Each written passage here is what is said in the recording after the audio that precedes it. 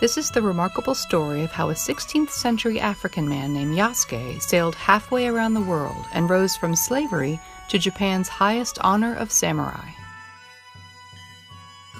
16th century Japan was largely closed off to the outside world. The country was divided into provinces ruled by local feudal lords called daimyos. During this period, European explorers began to sail to every hemisphere of the world, a time referred to as the Age of Exploration. Portuguese explorers were the first to arrive in Japan, bringing with them their language, religion, and slavery. People ripped from their homelands in Africa were sold into servitude aboard Portuguese ships that sailed around the world. Yasuke was one of these slaves. Little is known about Yasuke's origins. He may have lived in Mozambique before being taken into slavery. Eventually, he came into the possession of a Jesuit missionary named Alessandro Valignano, who was one of the first Europeans to bring Christianity to the Far East. The letters of his fellow Jesuit, Luis Frois, provide much of the written account of Yasuke's story. He would have been one of the first Africans ever seen in Japan. Curious townspeople were so desperate to get a look at him that they broke down the Jesuits' door to get in. Some even perished in the onslaught.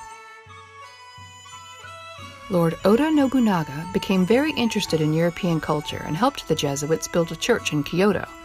When Yasuke first came before Lord Nobunaga, he was described as a young man who stood over 6 feet tall and whose strength surpassed that of 10 men. The daimyo was so convinced that Yasuke's skin had been dyed with ink that at one point he ordered the slave to strip to his waist and scrub his body.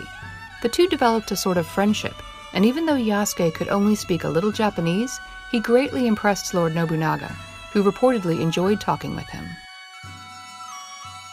Lord Nobunaga granted Yasuke a sum of money, a house, and a katana, and at this point, the slave graduated from an object of Portuguese property to a member of the daimyo's advisors and loyally served him as an honored samurai.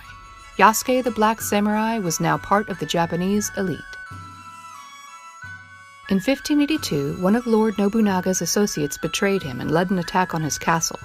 Yasuke fought bravely in defense of his master, but when Nobunaga foresaw imminent defeat, he committed seppuku rather than face dishonor. Yasuke continued to battle long after all was lost, until he finally surrendered his sword to the enemy. They spared his life because he wasn't Japanese, but they sent him back to the Jesuits.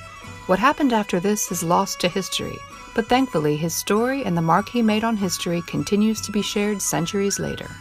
Thanks for watching this video. Be sure to like this video and subscribe to this channel for more of history's weirdness that you won't find in your textbooks. All those textbooks that you had to give back. No one has their textbooks anymore, right? I don't have mine. Anyway, there's this video here, there's this one here, there's more stuff here, there's more good stuff. If you liked it, stick around.